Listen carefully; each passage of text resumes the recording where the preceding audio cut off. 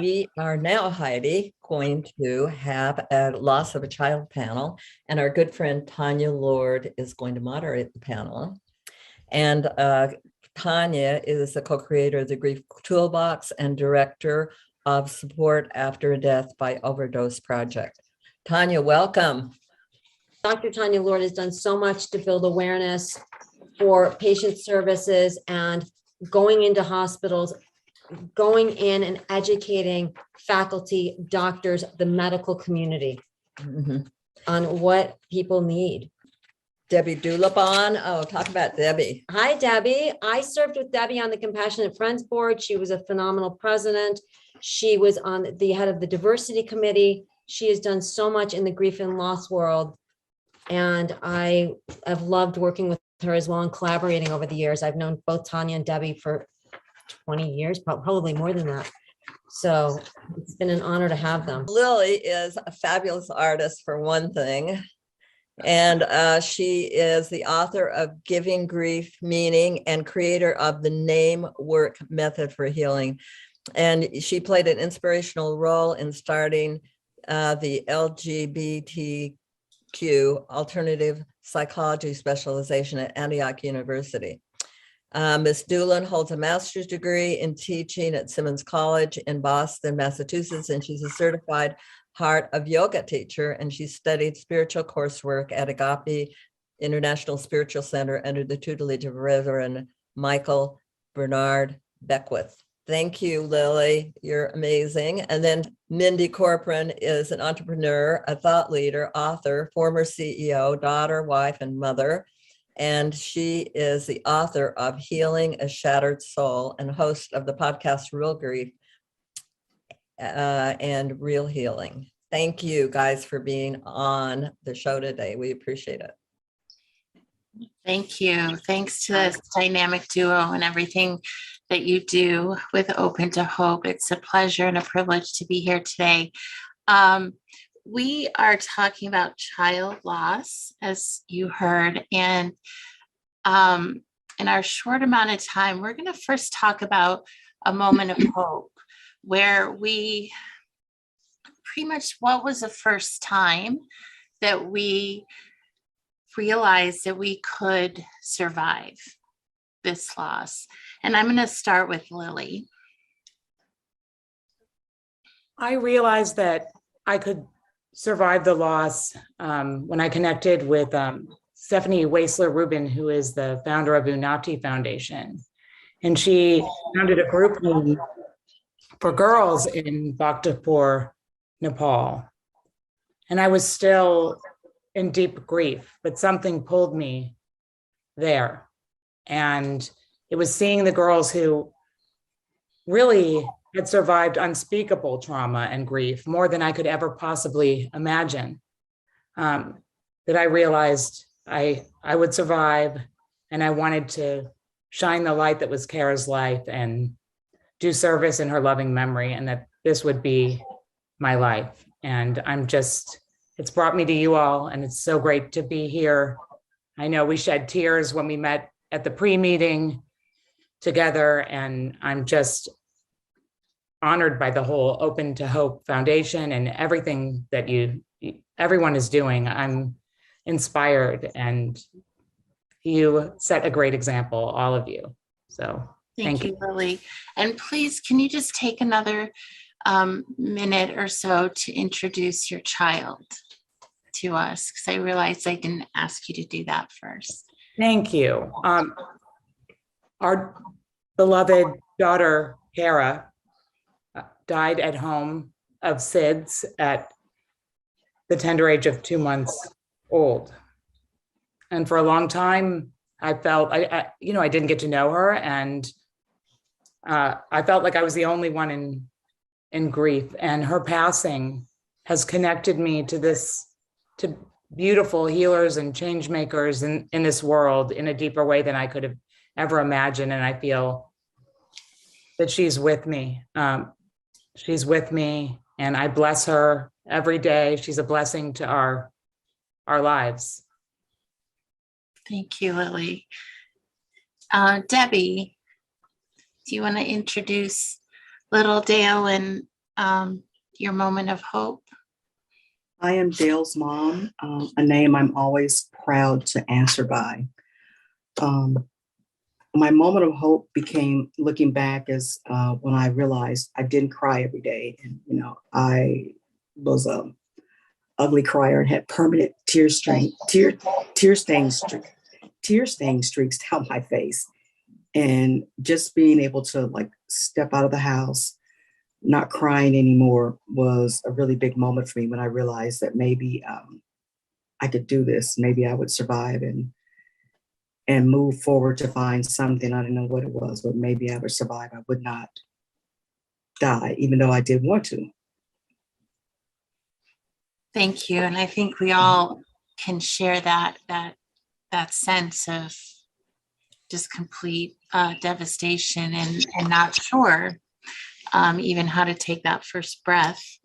Mindy, same question to you. Yes, thank you. Thank you, Tanya. And I'm also honored to be part of today, to the Open to Hope experience today. It's a really great event, and it's a sad event, but it's also so inspirational to all of us. And I know our panel hopes that we can offer inspiration to other parents who've lost children. So my son that will be talking about, his name is Reet, R-E-A-T, and Reet was murdered in April of 2014. He was murdered by a white supremacist in Overland Park, Kansas. But my circumstances are slightly different when I speak about the tragedy that happened, because my dad was murdered only minutes before my son was murdered. So I lost my dad and my son on the same day. And the interesting thing, when I'm asked, when did you first know that you would survive? And when did you first feel any glimmer of hope? Was actually that evening. There were two incidences in particular, but that evening I was in my parents' home and people were gathering around,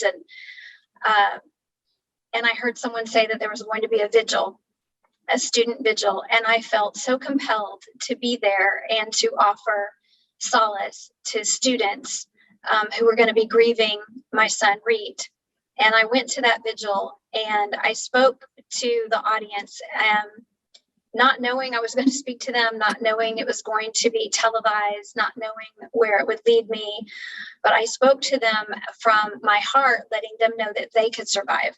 I wanted these students to understand that tragedy happens and that they could survive. And in doing so, I think I felt hope. Of course, I had no idea how difficult the journey ahead of me was going to be, but that was where I found hope. I believe it came from the Holy Spirit. So my faith is Christianity, and I felt very guided by the Holy Spirit that day to speak at the vigil. Thank you, Mindy. Lily, I just want to say that there's a question for you in the question and answer, if you want to take a look at that. And thank you for you all putting questions in there for us. So as you can see, there's our moments of hope are quite different, and where we find that ability to survive and to think about surviving comes from many, many different places, whether that is from just realizing your eyes are dry for a minute longer than they were the day before, to really seeing different parts of the world. As we think about, I don't see the question. It's not there. So I apologize to the person who I'm unable to answer it because I cannot see the question. So when you go to the Q&A button, do you not see that? There's no Q&A button here for me. All right, so I'll just ask you real quick. If somebody is asking how long ago it was for your daughter. July 29th, 2009. And this person, Maxine, has grandson died 7 weeks ago. So she's reaching out, and Maxine, we will, I'll answer that question more if you have other questions, and we can go further. So as we move from our moment of hope to where today, And early on or today, we find our strength. As a bereaved mother, I know that there was nothing that felt strong about me in those very early days, weeks, months, even years. Mindy, do you want to talk a little bit about where you find your strength? Yes, thank you. Tanya, and when I'm finished, we need you to introduce your child as well. So you should introduce your child so everyone can know about your story. So I find my strength in helping others. Similar to me going to a vigil the night that I lost my father and son and wanting to help these other high schoolers, I found myself channeling my grief into helping others. And our family, my family, and the Lamano family who lost a person that day too. There were 3 people murdered on that day. We, along with some other community members, created a foundation, and the foundation is called 7 Days, Make a Ripple, Change the World. And we promote kindness. So 7 Days overcomes hate by promoting kindness through education and dialogue. And I tell people that I would have helped people in any way. If my dad and son had been hit by a drunk driver, I would be in Mothers Against Drunk Drivers. I would be in that channel. If my son had died from SIDS, Lily, I would be joining you and holding your hand and working on anything that we could do to combat, SIDS and to know more and to be educated. So personally, my family was murdered because of white supremacy, because of anti-Semitism, because of hate. And so my journey has been in that channel, in that lane. I focused on learning about other faiths. I focused on helping people understand kindness. And so this year, our new mantra is we teach kindness. I also wrote a book called Healing a Shattered Soul. And I talk so much about courageous kindness and being able to step into a feeling of uncomfortableness and be kind to someone that you might not normally be kind to. And my reason for that is specifically that if people had been kind to the murderer, if someone had interfered with his beliefs about Judaism, if someone had, stepped in and done something to him or for him out of kindness along his life path, would that have changed the trajectory? And so I feel like we all have a responsibility to pay attention to those around us who might feel lonely or otherwise misguided in their thoughts. And so that's where I find my strength is in creating activities and events to help people learn about faith, about kindness, and about healing. Thank you, Mindy. Lily, where do you find your strength? Firstly, I find my strength through being here. So I applaud anyone who's come to this, especially Maxine, who's come with new grief, raw grief. It's such a courageous step to be able to step into a community like this and to explore. When I heard Mindy's story, my dad's best friend was shot in the back at 40 years old and murdered by a white supremacist with his little girl. And it's the only time I saw my dad cry. And I want to say, he brought that grief with him to the death of his granddaughter. We're not blank slates. We bring a host of problems join us in our grief, and reaching out is what can take us out of the pain of the moment and put us in the solution, even if we don't feel it, even if we can't see it. It's that contrary action that brings hope. It's getting out of bed when I don't want to. It's brushing my teeth when I don't want to. Acting as if the world is a loving place. Acting as if there's a loving God when I've lost all faith in God. I didn't have an experience of immediate faith in Kara's passing. My faith was shattered. And it took a long time to move through that dark night of the soul, to move through it, to find community and hope. And, the affirmative process is what gives me hope. I also have a book, Giving Grief Meaning, and a corresponding work, the name work. All I had left was Kara's name, and out of her name, I found qualities, K-A-R-A, kindness, alignment, regeneration, and action.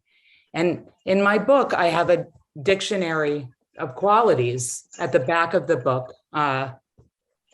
where you can begin to work with qualities to find hope again. And it may take a while. Godspeed, but 100% of the proceeds from my book, Giving Grief Meaning, go to support our Care Love project and the work that we do, which is to serve marginalized children and families and people all over locally and globally. So I connect with all of you for your service, and you set the bar high, and I aspire to everything that everyone is doing, and I will pass because I know we have a short amount of time. So Thanks, Lily. And Debbie, where do you find your strength day to day? It is from God. I lost my faith and I lost my religion because I felt God passed me by in my most needful moment. And so I was just a complete mess because I had no relationship with him. And so I was full of anger. That was like my emotion that I carried with me. I was mad, not at the world, but at God, because I just felt like, he's the person I'm supposed to turn to. And that my son loved, God, without us even teaching him, he would always say, I have Jesus in my heart. And so I thought that, that's a great thing. And if I didn't do anything else right, I've done that, like without like pushing it on him. So on that day, it's like, I could see where things are going when he was in the hospital at UCLA. It's like, okay, God, even if it's not my prayer, you hear. There's like about 50 people here, maybe one, even like our pastors here, maybe, one person's prayer you'll hear. And he didn't. He died on October 29th, 1998. And on that day, it was just like, God ripped me in half. But now I do have a committed relationship with God. It was a long, long journey. And I still have like my bad days where, I remember that time, God, you forgot me. How are we going to fix that? And, it's just a matter of like, waiting. But I'm glad that to know my son said he had Jesus in his heart. And I know that I'll see him again. And I know that religion is a really touchy thing, like when your child is gone. But for me, that's where I am now, that, that is my source of strength now. Thank you. So introducing my son, Noah. He died when he was 4 years old from a series of medical errors after a tonsillectomy. And I had no hope, and I certainly had no strength. And many of the things that have been mentioned so far, I did find hope and strength, and probably with so many ways that I could think about that question was through each other, through the people who had experienced it. At first, I thought, well, nobody lost Noah, so nobody can understand my pain. But when I started to listen to other people's pain, it sounds like an odd place to find hope, but to realize I was not alone. And to find that strength. And then I did shift, as many of you have mentioned, to working in healthcare to make it safer for other people. So as we think about those early days, those early years, even for many of us, what do we think? We have just a few minutes left, but and I want to appreciate that other people are talking about their faith and the challenge that they have in the question and answer, and really relating with a lot of what has been said so far. And Debbie, specifically, somebody, thanking you for just admitting that struggle. It's not always easy to say this is where I was and this is what the struggles I was having. But when we think about finding meaning, and I don't mean meaning within their specific death, but meaning within our lives, and what are the things that that have brought meaning to us at this point. And with that question, I'll start with Debbie. Volunteering. First off, I felt my IQ drop, 100 and so points. So I felt like I was a complete idiot, that I could not function. So I thought volunteering would be easy because, I can't get fired. So I started with the simplest of tasks, like I'll just pick up the phone and just answer phones. But eventually it kept moving on. And I realized that during those hours and that time that other people had needs, and it got me out of my head. And I was so grateful to get out of my head, because in my head, there were like, so many conversations going on and just the pain of like, everything. So it got me out.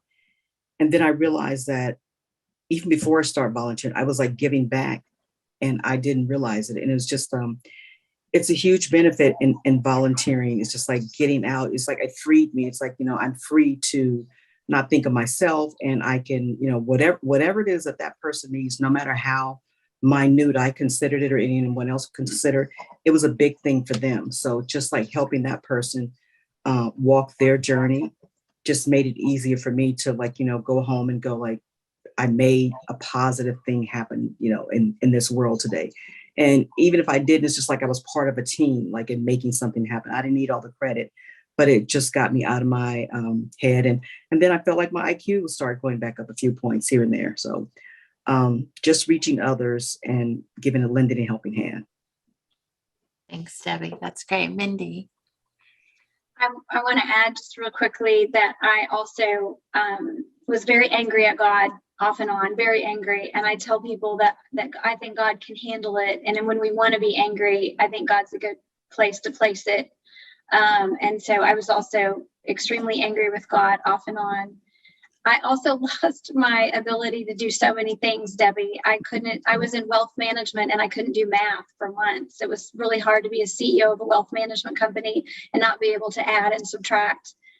So if you're foggy brained right now and you're early in your grief, that's really, really common to have loss of that. I wanted to share the story about finding meaning. We opted to have my son and my father both cremated. And what we do is we take a little bit of their ashes when we go somewhere. So in finding meaning in particular, we take their ashes with us when we go to new places, a new state, a new country, anywhere where there might be flowing water, and we put their ashes in that water. I feel like my eyes are my son's eyes. He was murdered at age 14, and I want him to be able to go where we can go now. So that's something where I find personal, significant meaning, and I wanted to share that in particular. Thank you, Mindy. And Lily. Yes. Reverend Michael Beckwith put a question to me early on, and it was, Lily, you can choose to grow or shrink from the tragedy. And in that split second, we can all choose it now. In the split second, in a snap, we can choose growth. And I don't know if it's a biblical verse because I'm not altogether religious, but I've heard the seed needs the darkness to change into new life.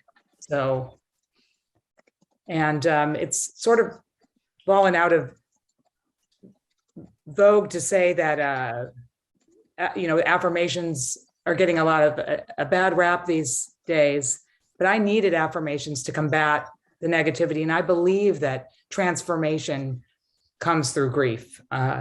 Just like we have no choice. We have no choice but to transform. I had no choice but to transform. It's transform or die.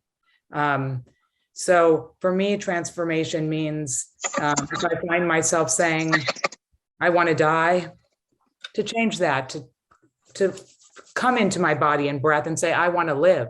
I want to live. And to catch myself right there and to feel the pain that still courses through me. I can hold space for pain and joy at the same time. I still have brain trouble. I still have trouble uttering a sentence. I feel like a complete basket case a lot. And it's been, 13 years, May 22nd, she would have been 13 years old. But I don't beat myself up for that. I no longer, because of people like you, because of Open to Hope and the snapping. I was snapping along with you. You know, Yes. right. I step into that divine right action. Yeah, I'm here with you all. And we carry each other. We're all, one of my teachers, Ram Dass, says we're all just walking each other home, and that's what we're doing today. So thank you for having me here today. Well, Thank thank you Mindy. so much for everyone. And Tanya did a great job. Lily, Mindy, and Debbie, we love you. You guys are inspirational. Thank you so much.